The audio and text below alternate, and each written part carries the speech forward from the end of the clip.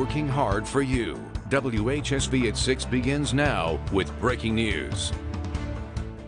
Thanks for joining us. I'm Chelsea Church. And I'm Kayla Brooks. That breaking news in Augusta County, where fire crews are battling a massive fire in Verona. WHSV's Mandy Bartholomew has been at the scene for a couple of hours now. She joins us live with the latest. Mandy, what do we know right now? Yeah, Chelsea and Kayla. So things have actually slowed down a little bit here now. I'm going to step out of the way really quick so you can see what's happening behind me. The water crews have stopped spraying the building. There's one still up in the air, but that smoke has really diminished a lot. Still a light gray hovering in the air right above the building, but not that thick black smoke like we saw earlier. And like I said, there was two ladder trucks spraying on the building. Those both have stopped now. And just to my left, I just saw Verona and fire truck and Augusta County leave the scene. So like I said, things are slowing down here. But let me tell you a little bit about kind of what we've learned so far. So Lieutenant Travis Moyer with Augusta County has says it's too early to tell a cause of what happened today, but he said around 2:57 is when crews started arriving to the working structure fire, where they found heavy fire and smoke from the roof and other parts of the building. He says it'll be several hours to keep extinguishing this as they look for hot spots, and even longer for the investigation. But the good news is management evacuated the building immediately, and they said there are no injuries and all persons were accounted for. I will continue following this story throughout the night, so stick with us on WHSV News and online at WHSV.com. Working hard for you, Mandy Bartholomew, WHSV. Within the last hour, we have learned an Augusta County jury has found Travis Brown guilty of child abuse causing serious injury, aggravated murder, and felony homicide in the death of Khaleesi Cathriel. WHSV's Kayla Brooks was in the courtroom today. She joins us now live from Stanton. Kayla, what happened? Yeah, hey Chelsea, today started as the Commonwealth rested its case. Attorney Tim Martin had two stipulations to make, and that wrapped it up. The defense brought no additional witnesses and added no evidence. The two attorneys spent about an hour on closing arguments, each tying up loose ends and explaining the laws around the charges. Jurors headed to deliberate at around noon. We just got a verdict at around 4:15. Travis Brown was responsible for Khaleesi from late October 2020 until investigators believe she died in January 2021. As I've said every day, this has been an extremely emotional case. Officers who've worked the case for the last 2 years who tell me this is the worst thing they've ever seen, or worst case they've ever even heard of, much less worked. To have an expert in child torture come in and explain that Khaleesi was a victim of child torture, and then to see photos to back it up. There are no words to explain what was seen in that courtroom this week. As anyone would expect, the reading of the verdict was extremely emotional, tears all around. I have full coverage of the last 2 days on WHSV.com, and I'll have some more online tonight once I can get everything wrapped up. The last 2 days were really the meat of the trial. Today was mostly just closing arguments. We've got the latest online at WHSV.com. His co-defendant, Candy Royer, will face a jury in October. Working hard for you, Kayla Brooks, WHSV. The woman charged with murder in the death of an Augusta County 3-year-old pleaded guilty today. I'm Kayla Brooks. And I'm Chelsea Church. Candy Royer's conviction comes 2 years since we first learned Khaleesi Cathriel's name, and she's the second person to have her day in court in the abuse and death of Khaleesi. Khaleesi was almost 3 years old when she was taken to live with Royer and Brown after her mom was sentenced to serve time at Middle River Regional Jail. Royer's boyfriend at that time, Travis Brown, was found guilty of aggravated murder, child abuse, and felony homicide last month. WHSV's Mike Staley was in the courtroom today. He's live in Stanton with more. Mike. Chelsea and Kayla, the last time Candy Royer and her legal team were in court, they asked for a change in venue. And what was expected to be the location of the trial today ended up being an unexpected guilty plea from Royer. Royer pleaded guilty to one charge of first-degree murder, waiving her right to a trial. The aggravated murder, concealing of a dead body, conspiracy, and child abuse charges were all dropped in the plea deal. In Virginia, first-degree murder has a court guideline of 20 years in prison to life in prison. After the plea deal, Augusta County's Commonwealth Attorney Tim Martin said, quote, "There are always risks inherent in trying a case. There is always a risk of loss. This agreement made it so Khaleesi's family will not have to relive the horror of what happened to her, and it gives us a clear path to each of these defendants never walking free again." To this day, Khaleesi's body has yet to be found, and Tim Martin said, quote, "We will never stop trying to find her." Royer's sentencing will happen on February 22nd, 2024, and we'll keep you updated on air and online as we learn more information. Working hard for you, Mike Staley, WHSV. All right, Mike, thank you. Now, both co-defendants are now convicted in this case, but there are still unanswered questions, mostly related to how Khaleesi ended up in Royer and Brown's care. I have reached out to the Department of Social Services, which oversaw that transition, to get answers to those questions. An officer-involved shooting occurred just hours ago at the Walmart on Burgess Road. Officials say a 911 call was received at 8 p.m. saying an individual was inside the supermarket with a knife. That person was the sole suspect in this incident, and the Walmart was evacuated afterwards, but Harrisonburg police say this was an isolated incident. There were other individuals involved in the altercation. They did not receive any injuries. They were not suspects. There was only one suspect involved in this incident. Communications Director for the City of Harrisonburg, Michael Parks, says there is no threat to the public, but officers will be on the scene for a while. And police tell us the investigation into this incident is now being handled by the Rockingham County Sheriff's Office, as well as Virginia State Police. An update to a developing story from earlier this evening. According to Virginia State Police, first responders have located the plane that crashed this afternoon. The FAA says a Cessna Citation took off from Elizabethton Municipal Airport in eastern Tennessee, headed for Long Island MacArthur Airport in New York, but ABC News reports the flight path shows the plane never landed and instead turned right back around and headed south. WHSV's Mandy Bartholomew was at the staging area earlier today and joins us now live in the studio with the latest details. Mandy, what can you tell us? Yeah, Ethan, Virginia State Police says shortly before 8 p.m., first responders were able to reach the crash site by foot. State police have suspended their search efforts. They say no survivors were located. U.S. officials say when the aircraft was over the D.C. metro area, 2 D.C. Air National Guard F-16s scrambled to investigate the unresponsive aircraft.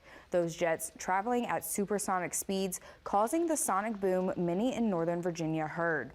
VSP says they got reports of the plane crash around 3:50 p.m.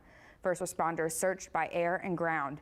ABC News reports the pilot of the crashed plane was passed out, but there has been no confirmation as to what caused the pilot to lose consciousness. The exact crash site, how many were on the aircraft, and an official cause of the crash are still not confirmed, but we are continuing to work to learn more, and you can get the latest updates on our website, WHSV.com. Working hard for you, Mandy Bartholomew, WHSV. All right, Mandy, thank you.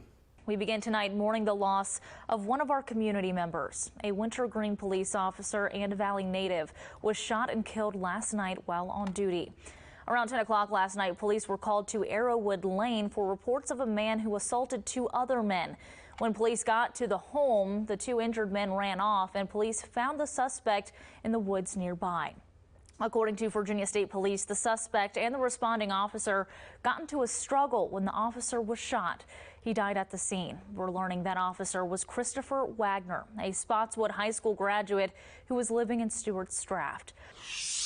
I'm here on Battlefield Road, just outside of Fisher's Hill Battlefield in the Strasburg area. And as you can see behind me, first responders have been hard at work all day following an apparent explosion along a compromised TC Energy gas line in this field here behind me that's covered by some of these trees. Now, fortunately, there were no injuries and the pipeline has now been shut down. Interstate 81 and other nearby roads were closed briefly this morning, but were quickly reopened. There was a lot of smoke and flames at the beginning, and the flames were getting close to the interstate and maybe even crossed at one point.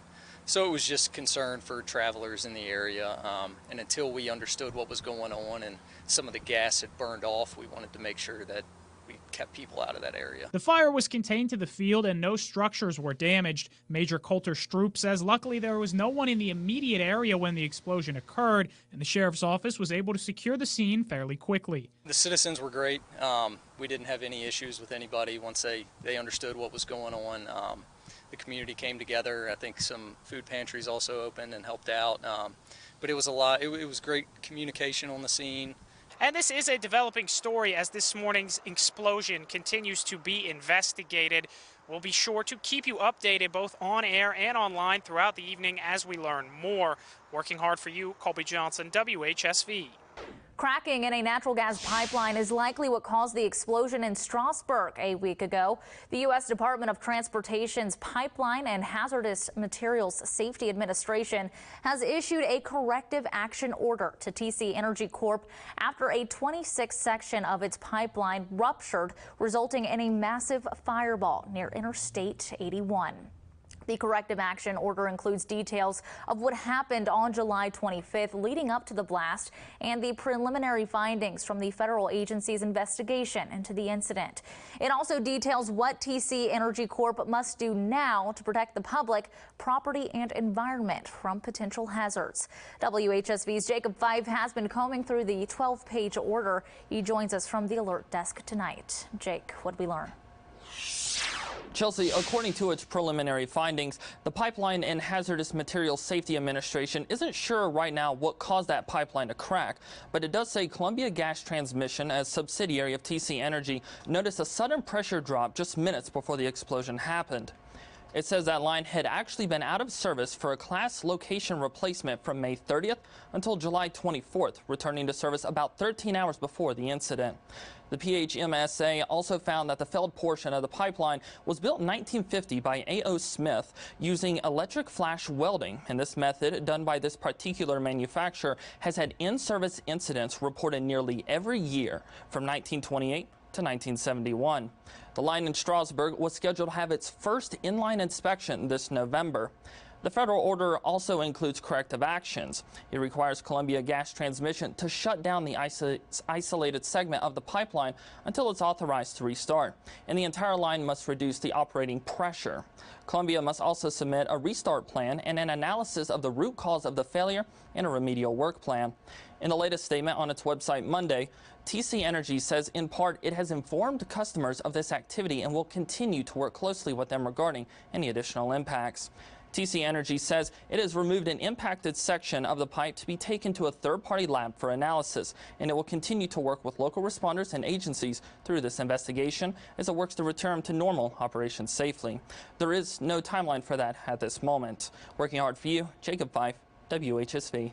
The manhunt for Timothy Thomas Comer has finally come to an end. The Page County Sheriff's Office says Comer was taken into custody last night. Comer was wanted in connection to the murder of a 69-year-old Gregory Lee Williams, who was found dead on June 29th on Joliet Road in Page County. At the moment, Comer is facing at least 3 felony charges. Those charges: first-degree murder, the use of a firearm in commission of a felony, and a charge of possessing a firearm as a convicted felon. WHSV's Colby Johnson talked to law enforcement today, and he has our top story at 5. Kayla, I spoke with Page County Sheriff Chad Cubbage and U.S. Marshal Tom Foster earlier today, and Cubbage told me that around yesterday evening, around 6:11, the sheriff's office received a call from a citizen who spotted Comer in the 4200 block of Joliet Road. Within minutes, units from several agencies were on scene and set a perimeter around an abandoned house in the area that they'd tracked Comer to. After issuing verbal commands, gas was deployed inside the house to flush Comer out. He exited the house and surrendered without incident around 9:37 p.m. and was taken into custody. We were saturating that area with police presence 24/7 to respond to any tips that we received. We were not going to leave any rock or stone unturned. If someone does a violent crime in Page County and hurts innocent people, we're not going to stop until we catch that person. It is not believed that Comer ever left the county, but the rugged terrain and web-like trail system around the area made the manhunt particularly challenging. And the investigation remains ongoing as the sheriff's office awaits lab results from several items it sent for forensic analysis. Sheriff Cubbage says there are still a lot of questions to be answered in this case. He thanked the community for the tips citizens offered throughout the investigation and all the other law enforcement and emergency service agencies who assisted in the manhunt. I've got more details on our website, WHSV.com. Changes to LGBTQ+ protections and resources in the Commonwealth. Good evening. I'm Chelsea Church. And I'm Kayla Brooks. Glad you're with us. Virginia Governor Glenn Youngkin and the Virginia Department of Education released the new model policies for schools in 2023. School officials are asked to report changes about a child's identity to families and keep families informed about their child. WHSV's Mike Staley joins us live with more on these policy changes. On this day 20 years ago, 20-year-old Rachel Nicole Good was last seen with friends at around 6 p.m. in a parking lot behind the Elkton Volunteer Fire Company off Spotswood Trail. Good evening, I'm Kayla Brooks. And I'm Chelsea Church. The Elkton Police Department started an investigation shortly after her disappearance, but the investigation took an unexpected turn. The lead investigator in her case, former Elkton police officer Adam Williams, eventually became the prime suspect after Rachel's family discovered the two had been romantically involved. WHSV's Colby Johnson is live in the studio with a breakdown of the case. Colby. Yeah, Chelsea and Kayla, no charges were ever filed, and Rachel was declared legally dead in 2010. But Virginia State Police say her case is still an active criminal investigation. Her family is still searching for answers, and I got the chance to talk with them this week. Rachel was a social butterfly. She never met a stranger. She was very gullible. She thought everybody was her friend. She would literally cry if somebody didn't like her. 20 years ago, on October 18th, Rachel Good's friend saw her for the last time. She had plans with a friend the next morning and never showed up. That's when her family went to the Rockingham County Sheriff's Office to report her missing. The dispatcher said, "This is odd." She said, "We just got a phone call from the police officer in Elkton saying if anybody happens to come up here to file a missing persons report, to make sure that they are sent back down there to him." So her family headed to Elkton, where they met with then Chief of Police Richard Poulin. He takes and introduces me to Adam Williams and says, "This is the officer that'll be filing a missing persons report." So then we sit down, and the whole time that we're sitting there, Adam Williams gets the paper out, and he's shaking. He's shaking. I mean, he is shaking all over. In the days that followed, everything turned on its head. Rachel's family learned from some of her friends and through letters found in her apartment that Rachel had been having an affair with Williams. And it was just more and more information that was coming out, and we were finding out, that she had been, she was pregnant, and that he wanted her to get an abortion, and that she didn't. The case was eventually turned over to Virginia State Police, and Adam Williams went from lead investigator to the prime suspect. Everything's just been kind of jerked around, and then he got an attorney, and he pleaded the fifth and refused to do the lie detectors test. In the weeks and months that followed, police searched far and wide for Rachel, but to no avail. Williams has remained the prime suspect, but to date, no charges have been filed. I'll go somewhere and I'll sit and I'll watch young women walk by, and I reckon people think I'm crazy, but I think, why can't my daughter be out here? Why can't she be laughing and joking? Rachel's father, Kerry, has his own theory about what happened to his daughter. He's filed a wrongful death suit against Williams, which is still open but has been stalled. The Bible says all knees will bend and all mouths will confess. They're going to get caught. It might take 30 years or 40 years or 25 years or whatever, but it'll come to pass. Adam Williams was last known to be living in Louisiana. I reached out to his attorney for comment, but did not hear back. Anyone with information on the Rachel Good case is asked to call Special Agent Chris Deploy with the Virginia State Police. That phone number will be posted on our website later tonight. And friends and family will gather tonight on North Terrace Avenue in Elkton to remember Rachel Good. WHSV's Mandy Bartholomew is live there now as things get underway. Mandy? Yeah, Chelsea and Kayla, just behind me, friends, family, and community members who never even met Rachel are gathered on the 20th anniversary of where they say they last saw her. They hope that tonight is a remembrance for Rachel and keeps her memory alive. After 20 years, they are still pushing for answers. I'll have more on how friends and family are doing after all these years later tonight on WHSV News at 10 and 11. Working hard for you, Mandy Bartholomew, WHSV. All right, Mandy, looking forward to that coverage tonight. Thank you so much. It's a big night for Virginia and for the Valley. With a full slate of races we are following tonight for the 2023 election. We have team coverage with reporters all across the area working hard for you and keeping a close eye on the results as they come in.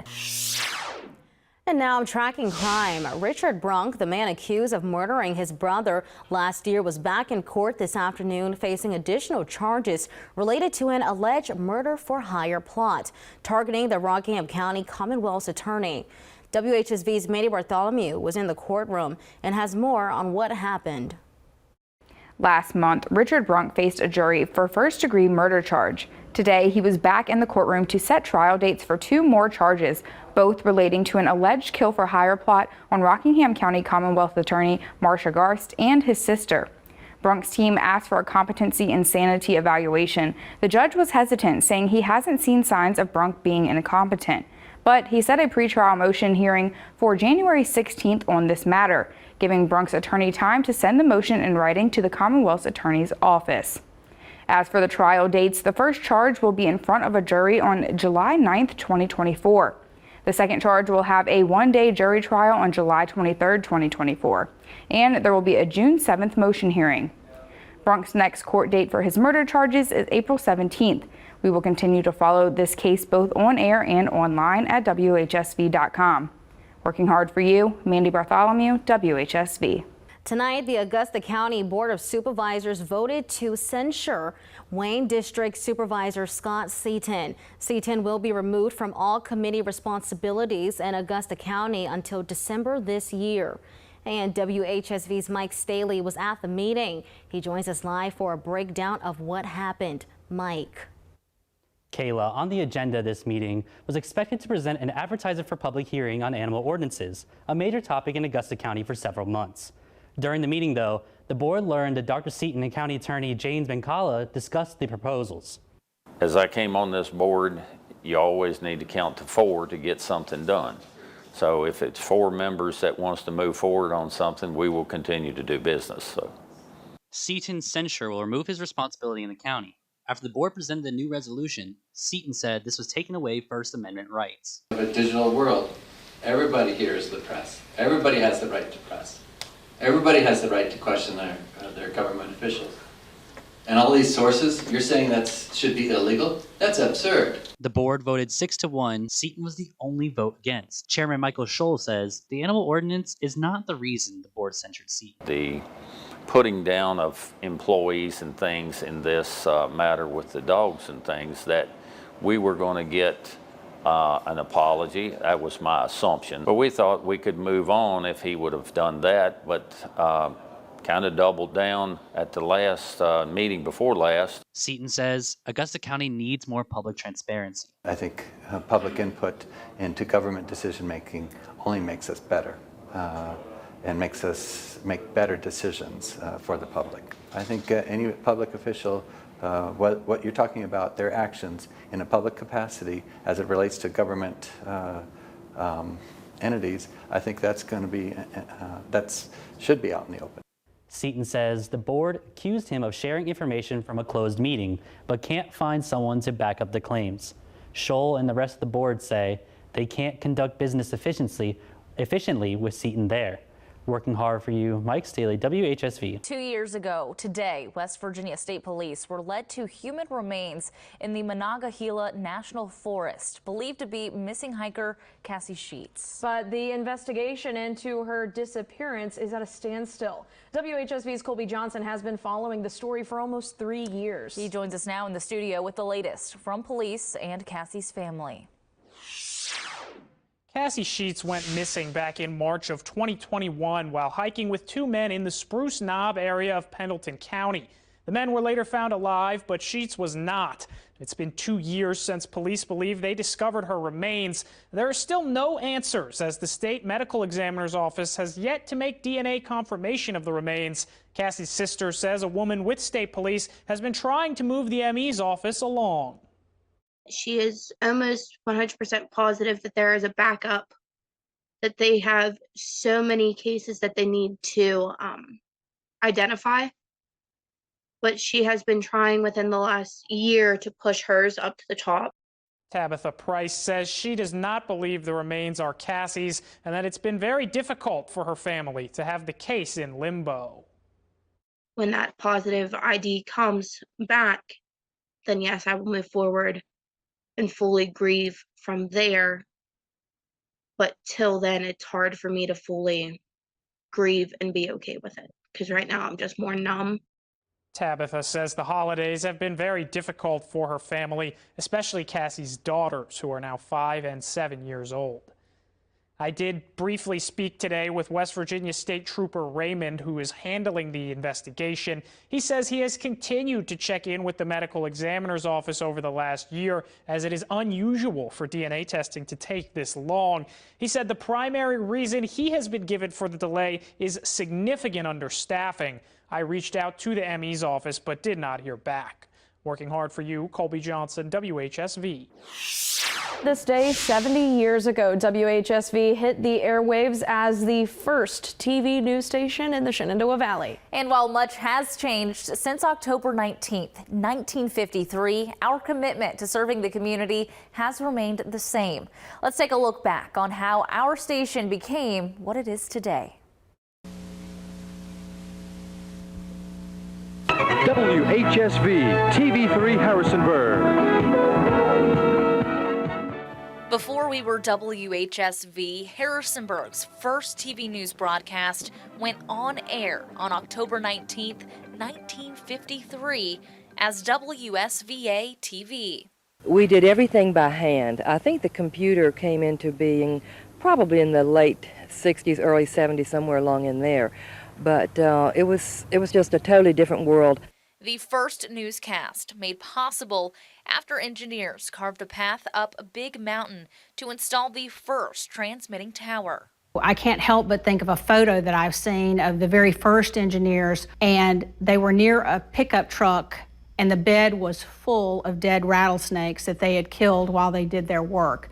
These people were not only pioneers for WHSV, they were pioneers in every regard. And since then, 6 towers have been installed, allowing us to reach homes across the Shenandoah Valley and into West Virginia. Good evening, everyone. I'm Bob Corso. And I'm Jamie Karan. For 70 years, you've welcomed us into your living rooms. Good evening, I'm Kayla Brooks. And I'm Chelsea Church. Glad you're with us. Making us part of your daily routine. Some of the faces that you've gotten to know have come and gone, but there are a few that became household names. I guess I stayed at TV3 because it seemed like every couple of years I was doing something new. You know, it didn't get stagnant at all to me. I enjoyed what I was doing and enjoyed the challenges of informing the viewers about what was going on locally. Over the last 7 decades, we've been there with you through the good times. Happy birthday, Grandma. Oh, man. Oh, he makes it look easy, doesn't he? And through the bad. They say that they heard several gunshots, 4 to 5 today. The water just rushing down the street like nobody has ever seen. Alerting you first, keeping you informed, and being a news source you can trust through it all. If something needs to get out to our community, if we need to tell people to shelter in place or evacuate or be on the lookout for something, we can trust that WHSV is going to help us get that information out. And while the way we cover and report the news has changed over the years as technology has evolved, the staff at WHSV has remained committed to serving you. The thing I love the most, I think, about this TV station is that we give our best every single day, no matter what corner of the building people are working in. People care immensely about this television station and immensely about this community that we serve. And the community that we live in. I grew up in this area, and so from the time that I was a little kid, when we talked about TV, we were talking about WHSV. We're working hard to serve this community, and I think because we've done that for 70 years now, we've developed a relationship with the members of the community. We support them, and in turn, they support us. And each year, our staff looks for new opportunities to grow and ways to give back. Whether that's a blanket drive, a toy drive, the end zone program that we do this time of the year for our high school football team, whether that's a job fair, something like that, we are so much more than the 6 o'clock news. We are in this community 24/7, on air, off air, working hard for you.